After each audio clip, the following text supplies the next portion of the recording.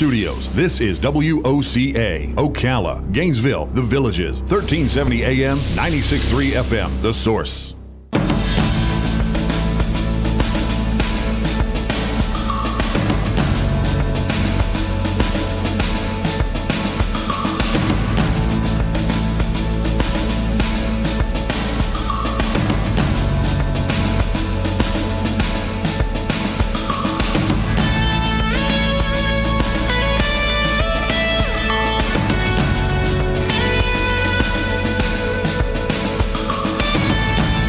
right, 5 minutes after 11 o'clock. It's cloudy out there, Robin. Yes, it is. What do you think about when you think about the worst weather, like a hurricane or something like that? Who do you think always comes to mind? It's the guys with the shortwave radios, right? Oh, yes, for sure. They're the ones like in Puerto Rico last year. Do you remember Carl Berry came and gave us some information about some work that they were doing with the shortwave, or the Silver Springs Radio Club, and yes, communicating with people so they could maybe contact loved ones over there in Puerto Rico. Well, Carl is in the studio right now, and the Silver Springs Radio Club is, of course, who he's representing. Elbert Wilkinson is here, and Andy Allen is here. We're talking about the Silver Springs Radio Club. You have an event coming up, I think. Am I right about that? Good morning, guys. How you all doing? Good morning. Good morning. Good to see you all again. Good to see you. Andy, have I met you before? You look very familiar, but I don't recall us meeting. Okay. Well, nice to meet you. Thank you. Thank you for coming in. Yeah, it is something. I guess it goes. It's almost like the emergency alert system. When you think about a storm and radio, you think of that, and you think of you guys, right? And so, thank you for the work you do. That's the one thing I think that would be cool to be a part of. But is the recreational part of it fun, or just talking to people around the world? Oh, definitely. Yeah. Definitely. It's also a great way to spend your money if you have extra. Is it an expensive hobby? It can be as cheap or as expensive as you want it to be. You can start off with a $35 radio and a cheap antenna, or you can spend thousands of dollars on antennas, radios, computers, everything. What's the difference between the prices? I mean, do you reach further with the more expensive one? No, it's just the way people sound. You know, it's like an old transistor radio versus listening to it on a good stereo. It just sounds better. Yeah. Oh, okay. And sometimes the audio signal will go out, it'll sound clearer on the other end. How do you normally listen, with headphones or with a speaker? Listen with headphones. You do? Okay. Is that true for all of you? A little both. Yeah, you can use both. If you're contesting, or if you're in an emergency situation and it's critical to be able to hear something that might be everything real clearly, hard to bring out of the noise, or it's a noisy situation, you definitely want headphones. If you're just casually, like if we're in this situation, you can have casual conversations where it's not critical. What is contesting? What does that mean?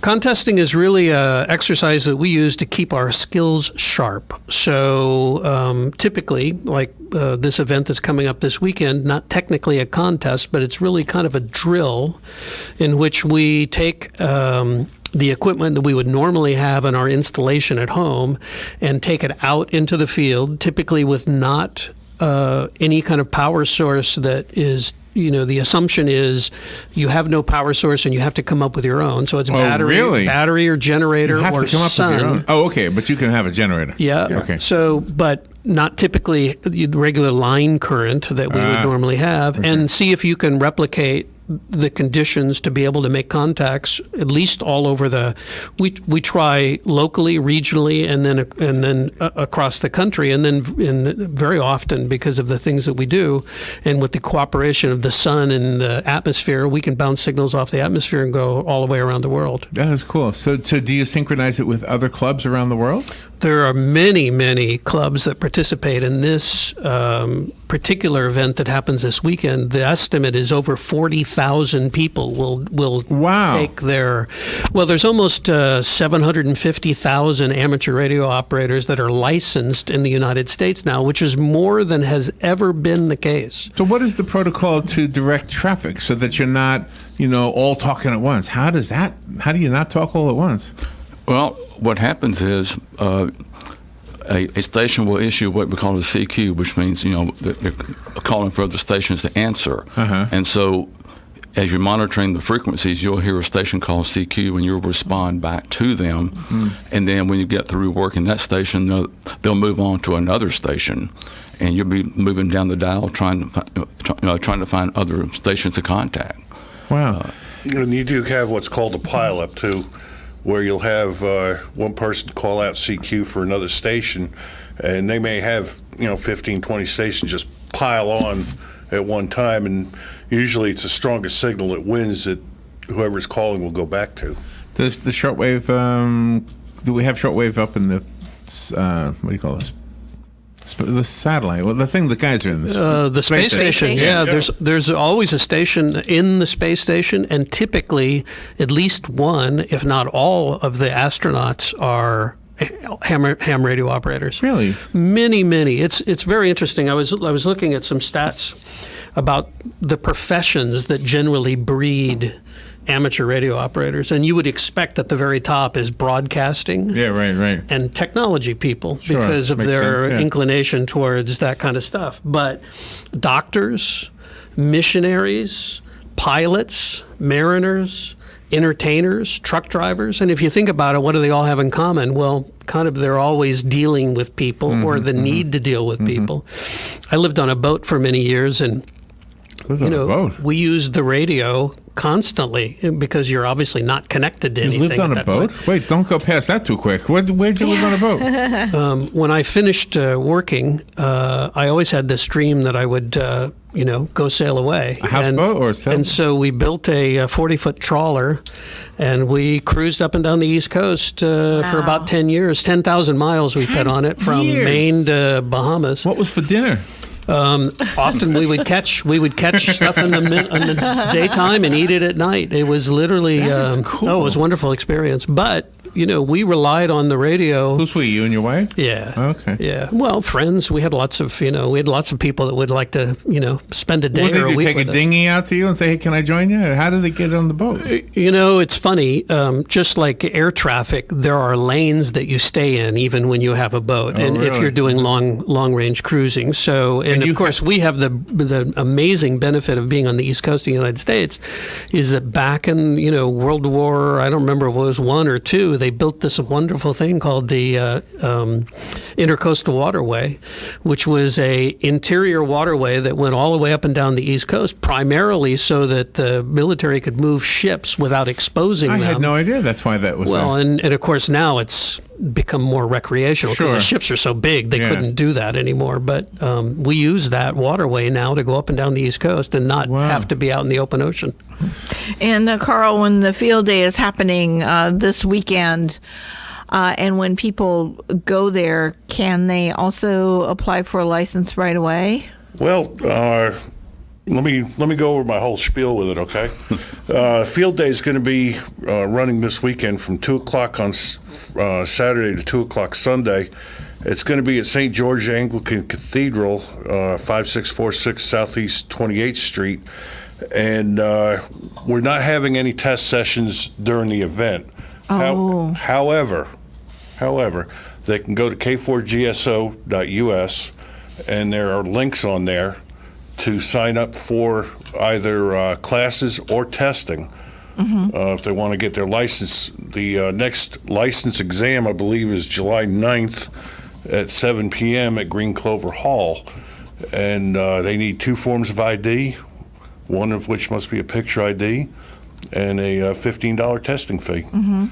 We do have classes coming up, and again, they can go on the website, and there's a link to sign up for classes. The classes are free, and you don't have to take the class, you don't have to buy the book, but it's highly recommended. And we've had a really, really good success rate testing people after the class. And out of the last 15 test sessions where people have taken the class, I think all of them have passed. Oh, that's good. Could you go through that a little slower? I got from 2 Saturday to 2 Sunday. That's this coming weekend, That's right? this coming weekend, June 22nd and 23rd from 2 p.m. And what was Saturday? What was the cathedral you said? It's St. George Anglican Cathedral. St. George, okay. At 5646 Southeast 28th Street off of Baseline Road. Okay. Is that Bellevue? No, it's Ocala. Okay, St. George. I'm writing it down. St. George Anglican Cathedral. Anglican, okay. Thank you. And this is a beautiful 10-acre site with approximately 8 acres grass-treed with easy access to the public. And it is open to everybody. You don't need to be a ham to get on the air this weekend. If you want to come by, you're more than welcome to. We know that we've got a few politicians and other people that'll be coming by, pay us a visit. Are they going to be speaking on the radio? If they want to. Now, can you turn them off if they're not telling the truth? That's up to the operator. And Elbert, how do you get the word out to the other ham operators? Because it must be across the country, and invite. Well, the American Radio Relay League sponsors the Field Day event each year. It's always held the fourth Saturday and Sunday of June each year, so we know it's there. It's widely advertised in their publications. Most hams like me will put it in our calendar, so I know every year it's coming up the fourth weekend in June. Other clubs will go out and they'll organize just like we're doing here. People can operate in their backyard. They can operate from emergency operation centers if they want to operate there. It's a different class. We have people who will go out in a motor home setup and work the weekend, or maybe just that's a nice sit out idea. by the pool and get a radio. Robin just did a motorhome trip. Yeah. Robin was just out in Williamsburg, right? Yeah.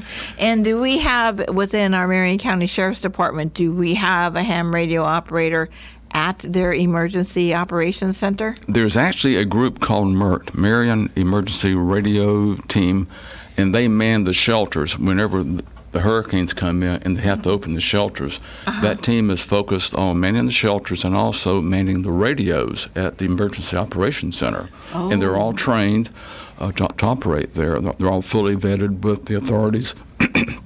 And they train every week on operating this, and especially right now with the hurricanes. You mentioned earlier about, on the weather today. Last year, Hurricane Michael, when it went through the Florida Panhandle, Right.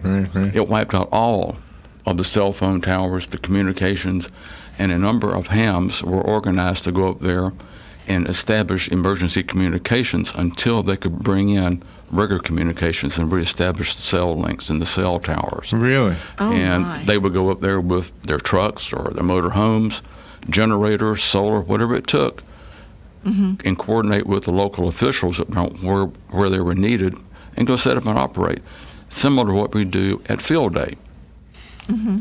So what do you think is the main reason somebody becomes an enthusiast of ham radio? Is it just for the hobby of it, or the socialization of it? Personally, I did it because it's a challenge. I'm retired, and I have several things I'm involved in, like long-distance cycling and some woodworking, but I wanted something for my mind. And there's so much about the radio aspect that it keeps the mind active. You can do different things. Definitely. Do a different interview every half hour. That'll Fly your brain, yeah. So how far do you go on the bike? When I'm riding, unfortunately, I'm not riding right now, I'll do 30, 35 miles. A day? 3 or 4 times a week. Oh, wow. Yeah. That's unbelievable. And will you have food trucks there for the spectators? We will not have food trucks, but we will have some food. One of our members is a cook and likes to cook, so he'll be cooking for us. And is there an admission fee?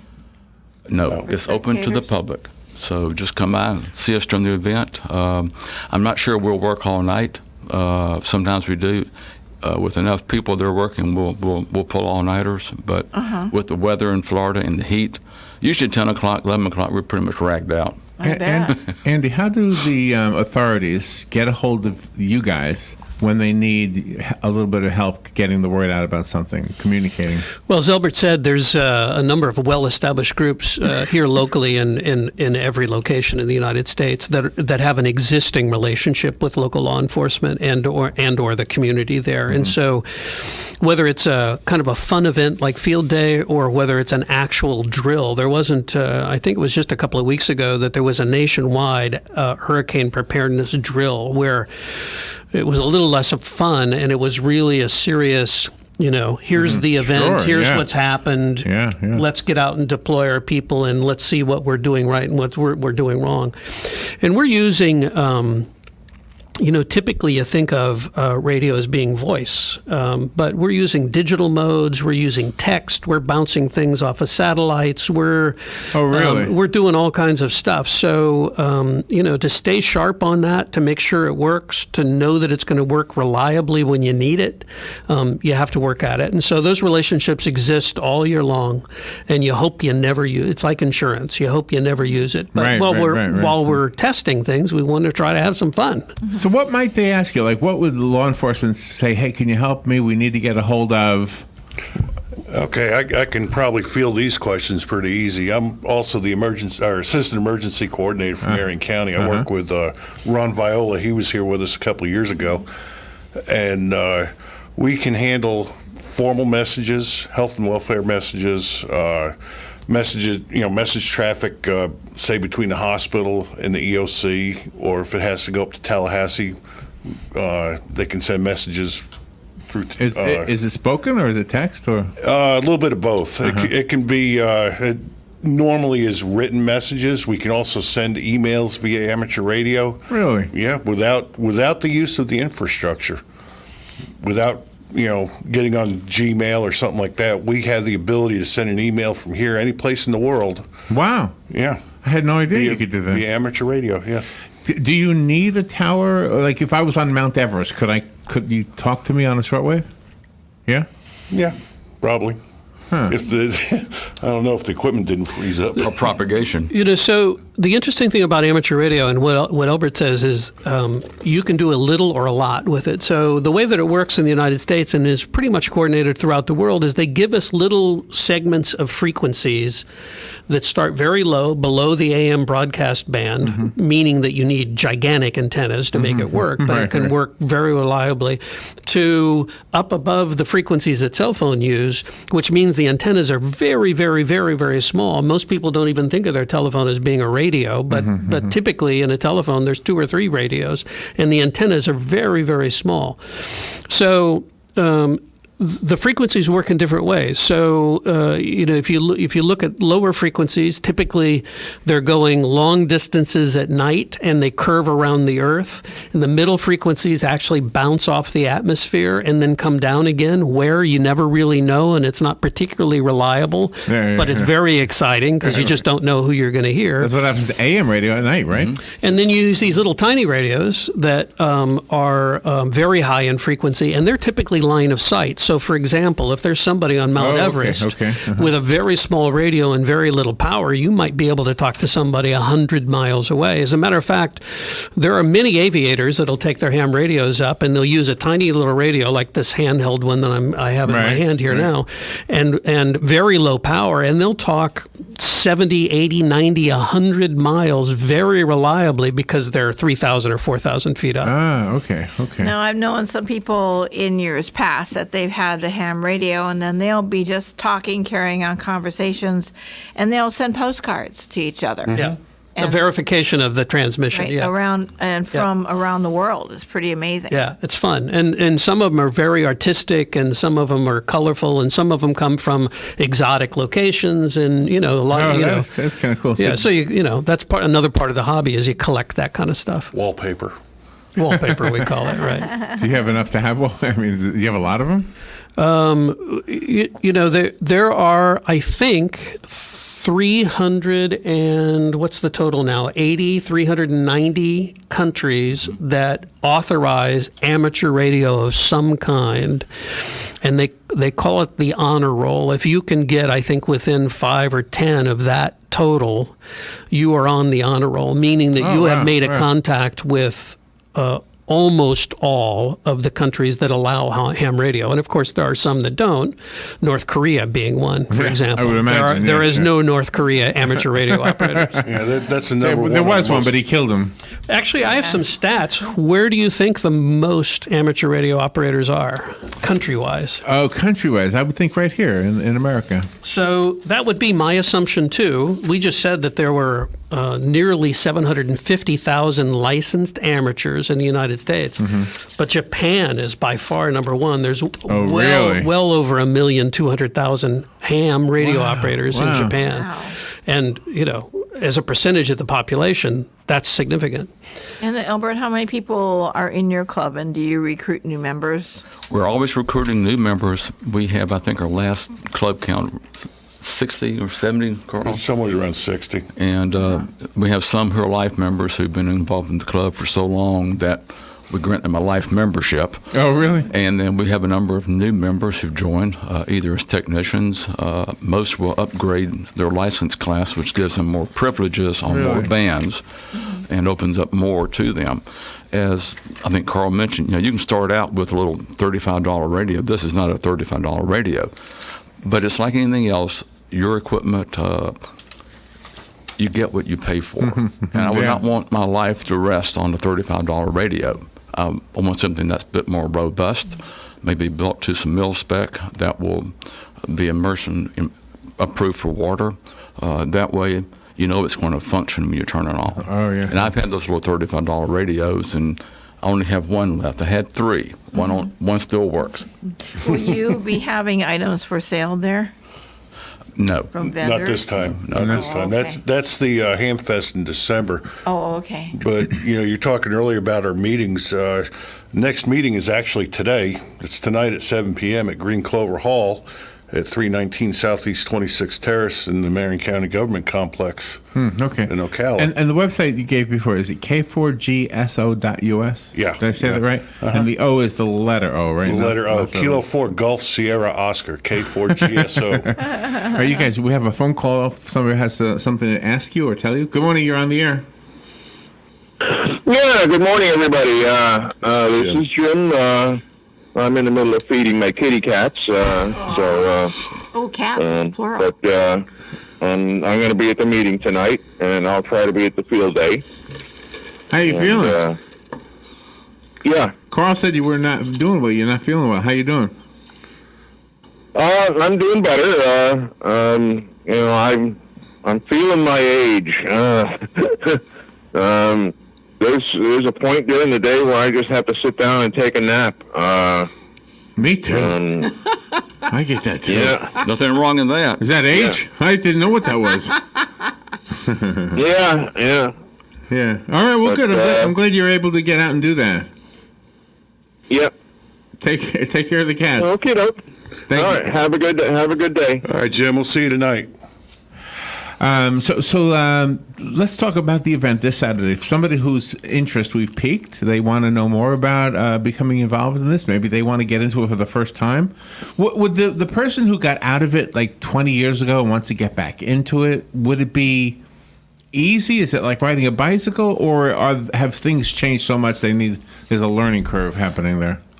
Pushing the microphone button is still the same as it was 20 years ago. You hold up the mic, push the button, and talk. So there's nothing they need to learn new? Well, there's some new technology that's come about, especially on the digital modes. There's some very, very smart people out there who design some of these things, and they're very, very low power, narrow bandwidth, and just way below what you can normally hear. And they travel great distances. It takes a computer to run these on some of the digital. If the person who's been out of it still has their license, they're good. They can come operate, set up their own shop or shack at their own house. If they've let their license lapse, there's a time frame when they can get it renewed without having to retest. If it's been on for a certain period of time, they have to retest, at least one test to get it renewed. But it's not hard. Hey, what kind of penalty is there if you're using a radio without a license? $10,000 fine $10,000. Oh my gosh. per offense. But it's only, I was going to say, I think it's per day, actually, if you're doing it wrong. So, federal yeah, crime. you Really? don't actually want to do that. Wow. So if I just picked that up and said something, I'm violating the law. If you don't have a license and if you're not in the presence of a licensed amateur that is controlling the radio you're speaking on, so for example, we said that anybody that comes to our field day thing, we can hand them the microphone. And the way that we can do that legally is because there's a licensed radio amateur that's in control of the radio. So we don't want to scare anybody away and say you can't use it. We want them to come and use it, but know that there's a licensed amateur that's controlling the radio. Can you help me understand why we need that license? You don't need one for this anymore. You used to, but don't anymore. Yeah. You don't need one for CB. Why do you need one for that?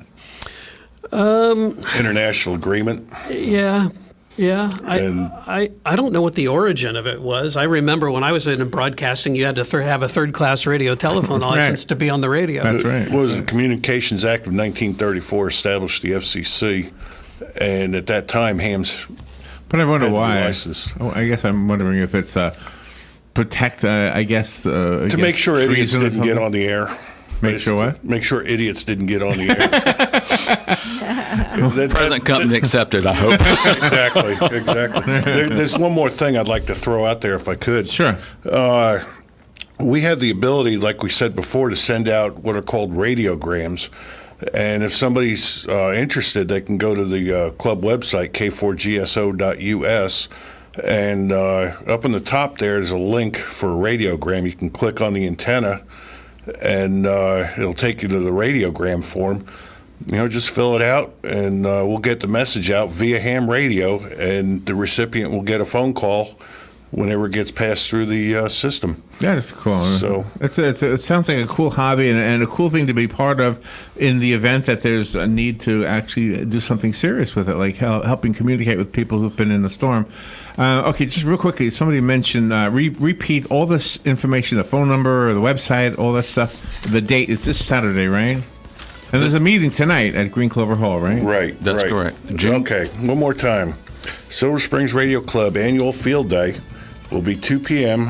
June 22nd and 2 p.m. June 23rd at St. George Anglican Cathedral, 5646 Southeast 28th Street off of Baseline. It's the second church on the left. It's got a little electric marquee out there. Everyone is welcome. You do not need to be licensed. If you are licensed, you can bring your own equipment by and set it up. You're more than welcome to.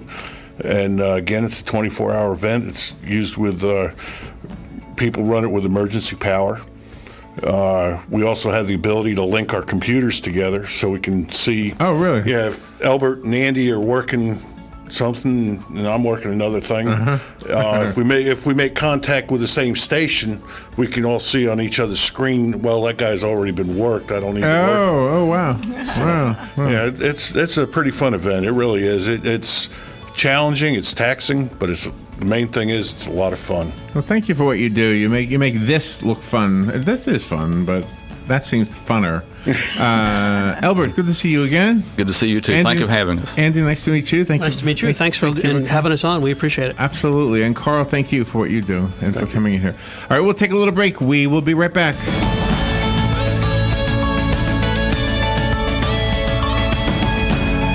Broadcasting from the Paddock Mall Studios, this is WOCA, Ocala, Gainesville, The Villages, 1370 AM, 96.3 FM, The Source. Rep Today is a one-day reptile event in Gainesville. It's June 29th at the Wyndham Garden at 2900 Southwest 13th Street. Call 863-268-4270.